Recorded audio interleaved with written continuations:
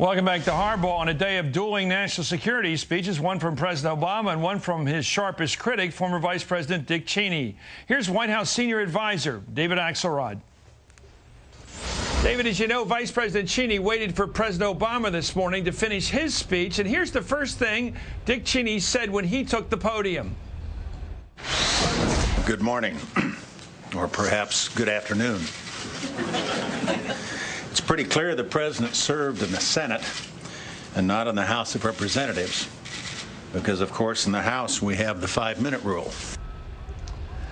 David, what do you think of that pomposity by the former Vice President, making fun of the President of the United States for holding him up this morning? And, of course, the President had a 10-page speech, and I noticed that Dick Cheney had a 16-page speech. But to mock the President is his first move. What do you make of that? Well, first of all, that was the irony, of course, is that having made that comment, he went on for at extraordinary length to try and defend the policies of the past. And so it was kind of odd. But look, Chris, I think the American people understand that these are issues of gravity, and I think they appreciate that the President has thought them through and wanted to share his thoughts with the American people. That's what they're looking for. So even if it's not, I don't think that the Vice President had much of an interest in what the President had to say, but the American people do, and that's who this President works for. Do you think he was being a wise guy right up front? I'm serious. I mean, obviously, it was a joke. It was a bad joke, but it was a joke, and it was not very. It wasn't very tasteful, and it was kind of silly, given the fact that he had a tome in front of him that went on for 16 pages. But it's immaterial. Look, these are hugely important issues, and so I don't want to get caught up on whether the Vice President his stand-up routine works or not. That's not the issue. The issue is whether we're going to move the country forward, and that's what the President was concerned about. Okay, let's move forward. The Vice President today called for the President to release what he called the redacted portions of that memorandum on torture, where he says there's evidence there on the record that these were beneficial to our intelligence. Will the President release the redacted portions of those intelligence, or rather those interrogation memoranda? Look, the President is releasing everything that is consistent with our national security in consultation with the related agencies, and he'll continue to do that. The Vice President seems to be obsessed with a relitigation of the past. You know, they had a debate within their own administration about this that he lost, and he wants to continue that debate. The President, he's defending his legacy. The President wants to defend this country, its values and its security, and that's the business that he's engaged in now. Well, on that point, here's Dick Cheney saying that the President Obama, reserves the right, the authority to order torture. Here he is, the former Vice President, saying that the President has this right. Yet having reserved for himself the authority to order enhanced interrogation after an emergency, you would think President Obama would be less disdainful of what his predecessor authorized after 9/11. It's almost gone unnoticed that the President has retained the power to order the same methods in the same circumstances. Is that true, David? The President, look, the President issued an executive order banning torture. As he said in his presentation, he doesn't believe that this is the most effective way to get the intelligence we need. He thinks it's inconsistent with our values and our interests, and ultimately makes us less safe. And that is his position. And you know, again, this was almost the sole focus of the Vice President's speech, and it was a little bit bewildering, but that's his business. I thought the President laid out a very reasoned speech to the American people about why he took the decisions he's taken, and about where we have to go to clean up the mess that we have in Guantanamo, and to preserve our values and our security. Well, is it your understanding that President Obama reserves the right to use enhanced interrogation methods if we're in an emergency situation? Is that your understanding? According to the former Vice President, that is what the President has said on the record.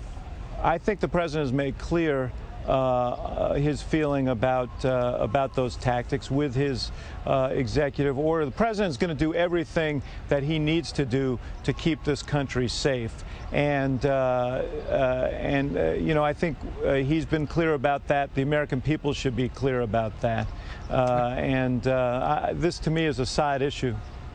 Okay, let's take a look at what President Obama said this morning at the National Archives when he talked about fear-mongering, especially, I think, with regard to the effort to try to relocate these prisoners now at Guantanamo. Here's the president this morning on that topic.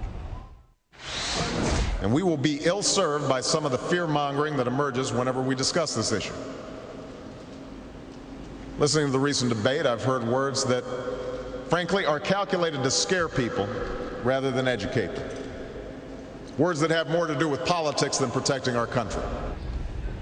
Well, yesterday, the U.S. Senate voted 90-6 against paying for the breaking down of Guantanamo. And, of course, these senators were scared to death they might have prisoners brought to their states. I guess that's the message here. The vice president played to that.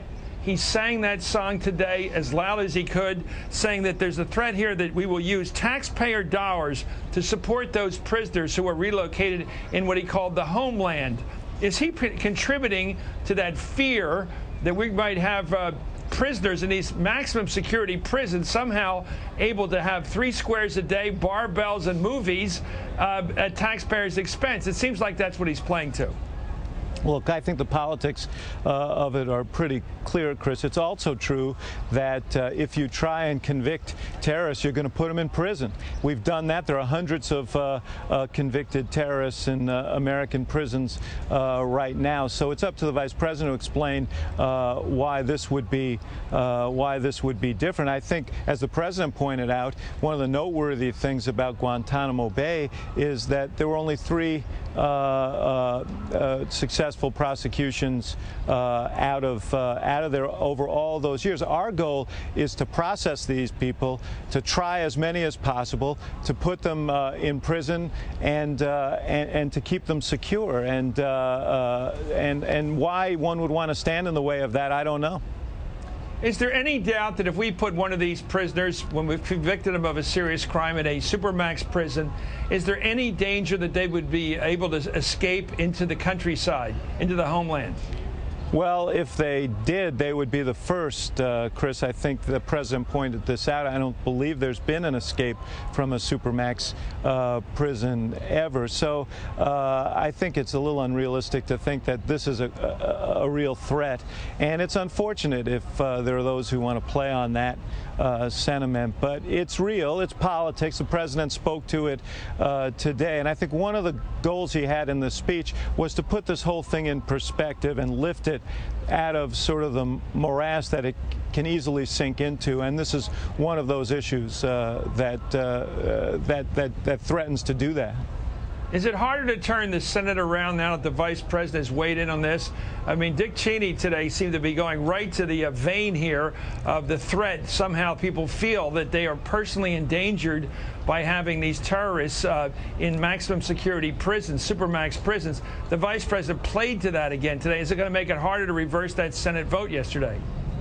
You know, I don't think too many people are marching behind Dick Cheney. I don't think Dick Cheney. I think Dick Cheney is a guy who's trying to defend his own legacy, the legacy of the past, rekindling debates that he lost even within his own administration. I don't think that's the issue.